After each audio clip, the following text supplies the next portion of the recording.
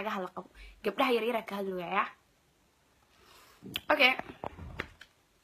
ninkaaga mid haddii aad ku xujayso ma aragta ninka markuu guursanaa koo meel iska saarno maxaa meel ku saari kartaa mataqaantaa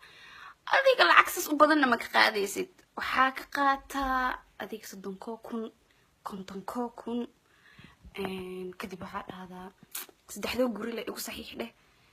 4 baqaar ha kugu qoro waxaa ku saaran 8 gaari camal ha kuu gado wax badan maaha moogta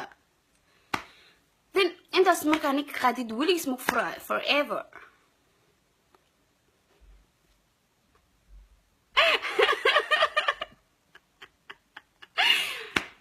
dada dhii doona naagaha nagu dirtaa ani laakiin man igu diray naagaha laakiin gabdhaha ani waa jeclahay dhibkoodana ma jeclan maya markii maya ani waa beri gabdhaha waa la dhib maxaa gabar yar waxa arkay garoob ay markii dhib waxa keenay waxyaabaha kamid ah nimanka daa lacag waaweyn ku xiri lahaydeen saama dhigleen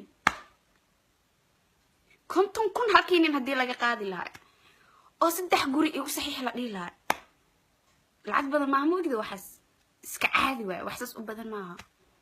haddana maxaa ku soo haray waxaa kaloo dhigi lahaydeen aday 4 baqaar 5 baqaar ani ugu qora dhigi lahayd 8 gaari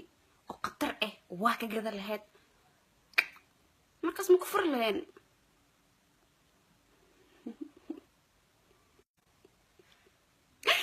markii ani gabdhaha la talinooyaa